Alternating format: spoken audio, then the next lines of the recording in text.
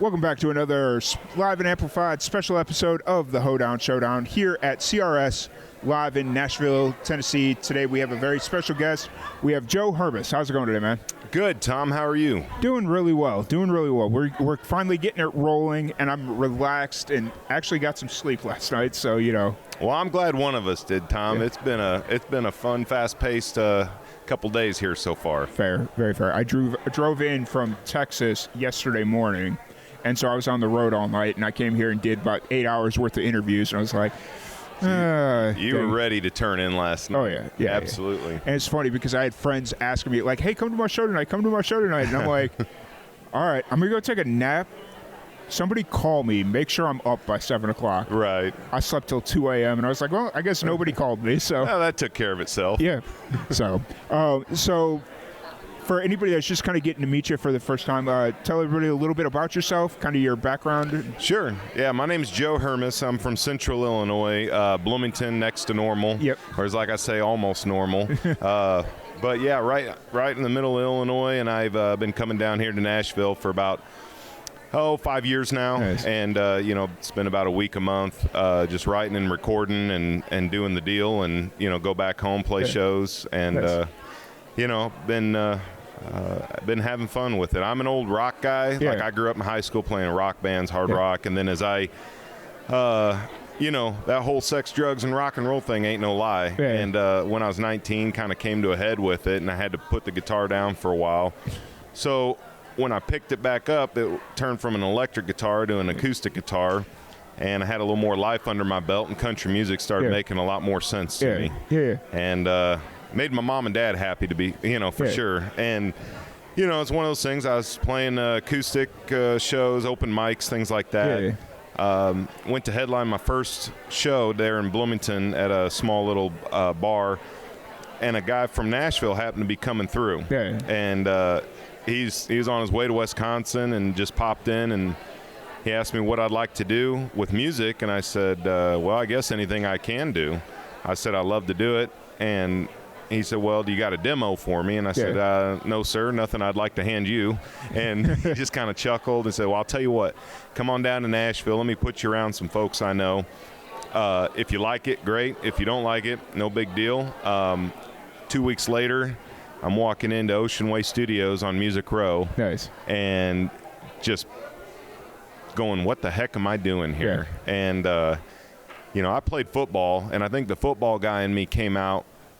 And when the bright lights came on, and, you got a studio with that kind of history, and you got all these ace musicians in there and top-level producers and Buddy Hyatt and Zach Allen. And it was one of those things that I just leaned into it. I ran with it. I said, I'm going for it. And I never looked back. For sure. It's interesting. Between the two of us, we've got the entire state of Illinois covered. So I was born in northern Illinois. Okay. And I grew up on the south side of Chicago. And then I went to school in Carbondale. Okay. So SIU. I've driven past Bloomington, Normal several different times. And, that's really cool. So did you guys have the same issue we did in Chicago where country wasn't as big as it is now in Bloomington? Because I feel like in Chicago, unless it was Dixie Chicks, it wasn't really. It's always in Bloomington normal. It's always mixed, right? Yeah. Because you got a lot of big city type folks, and then you've got a lot of country people that in the smaller communities. It's a really healthy mix, to be honest with you. Fair. And I think as the energy and stuff with the hard rock music, I still have that. I'll never be able to shake those rock isms, and that's why I tell people I'm rock country, not country rock. Yeah. But like I said, I like telling stories, and I like to be able to bring it down on stage and get into the meat of what some songs are about. Yeah. And then I also like to be able to turn it on and rock it. So. So are you still living out of Bloomington?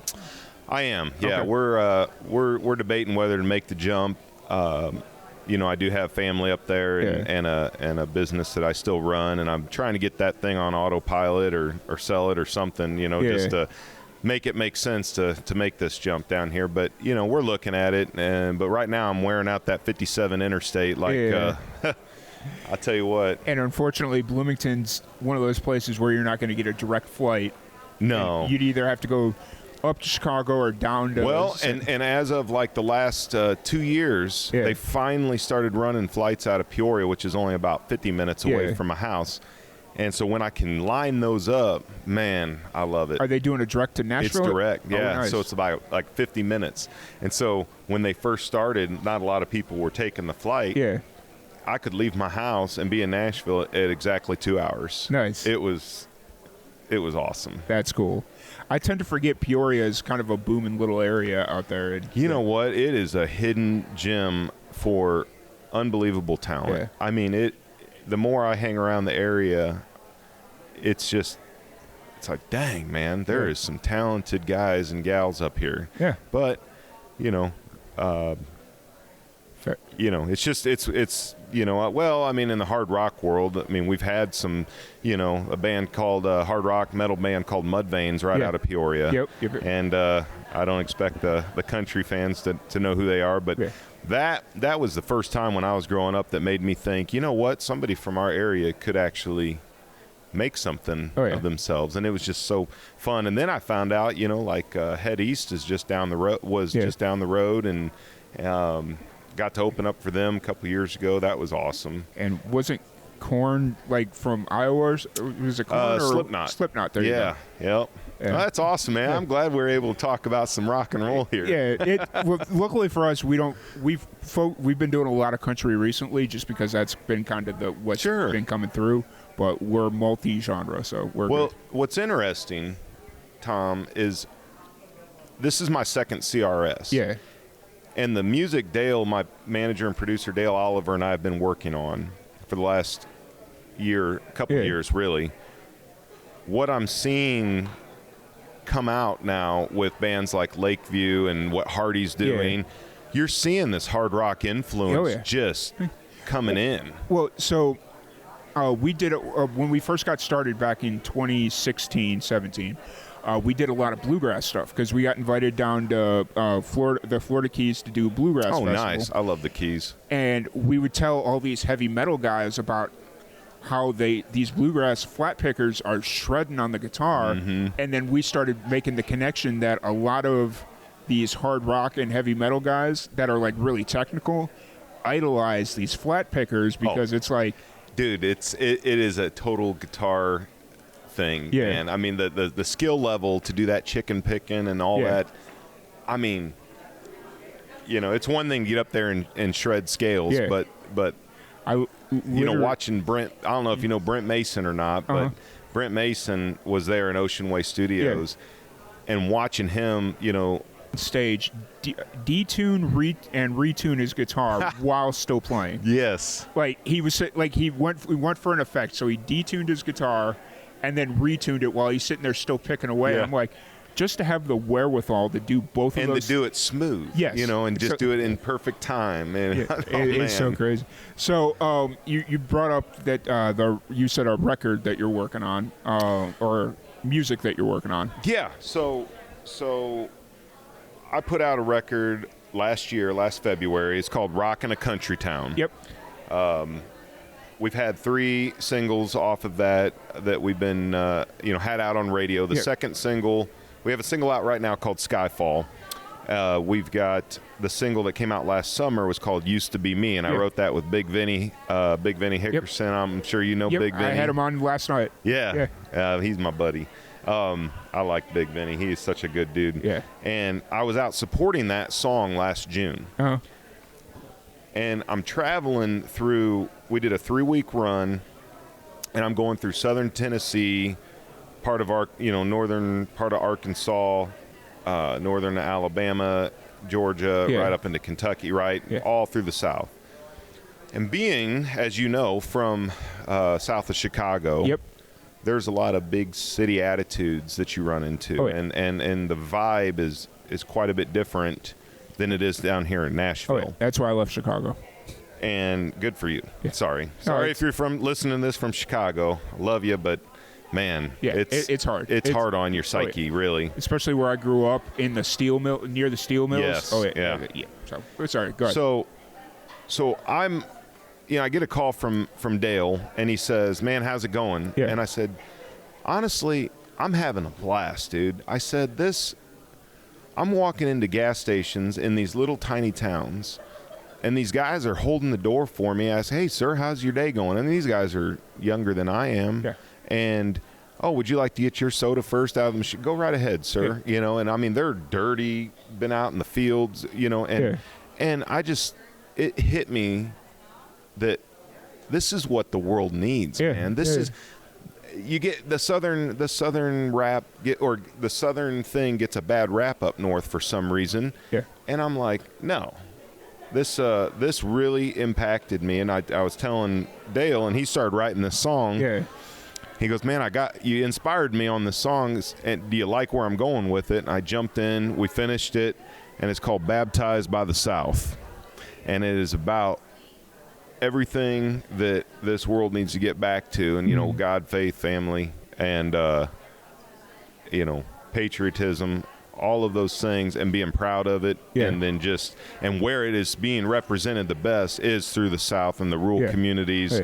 And I wanted to stand up for a song that said that, and not shy away from it. But I got big shoulders. I can handle it if guys up north think otherwise, but I'm telling you, this country needs more Southern hospitality in its life. Oh yeah, for sure.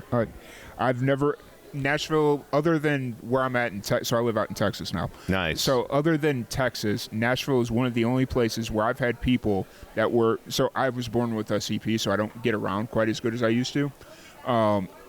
Nashville is the only place other than places in Texas where people will stop what they're doing over here, and if I'm going to the door, they'll walk over and be like, "Here, sir, let me help you." Oh, wow. And it's like, it weirded me out at first, and I was just like, okay.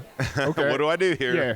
But, it was just like, wasn't a thing. So it sounds like we had similar things happen to us, where it just catches you off guard, and then you're like, man, this is how it needs to be. Yeah. And I haven't spent much time in Texas. I actually have never been to Texas, and I hope to in the future, but I have some friends down there, and, I'd love to make my way down there.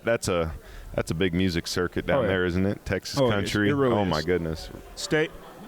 I would say my personal bias, anything between Dallas, Houston, Austin, and south, you're good. You go further west, it's an interesting area out there. Yeah. That's my personal bias. So yeah, that's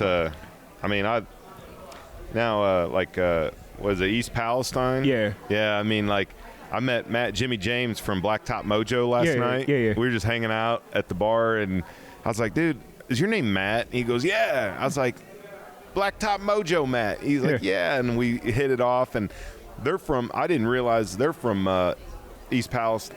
I can't talk. Sorry. Yeah. No, you're good. East Palestine. And because I'm a big Whiskey Myers fan, and they're right out of there too. Yeah. And I was just like, man, what are they putting in the water down there? Right. Like, golly, send some up this way. Right. By this way, I mean up to Illinois, not here in Nashville. Obviously, y'all got your water. You got your water figured out here. For sure. But really appreciate you taking the time. I don't know if we talked about everything we needed to talk about, but it was a great chat. Man, if you don't mind, I'd just like to plug the single that's coming out, Baptized by the South, on March 22nd. You can find it online, and Joe Hermes Music. It's Hermes, like Greek mythology, or if you're into fashion handbags, I think there's that Hermes, but it's spelled the same, Joe Hermes Music.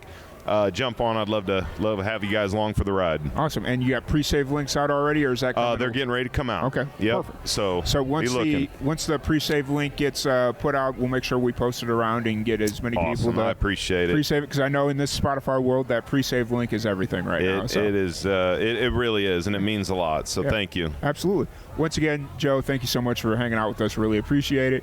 Thank you, everybody, for tuning in, and we will catch you all here in a bit.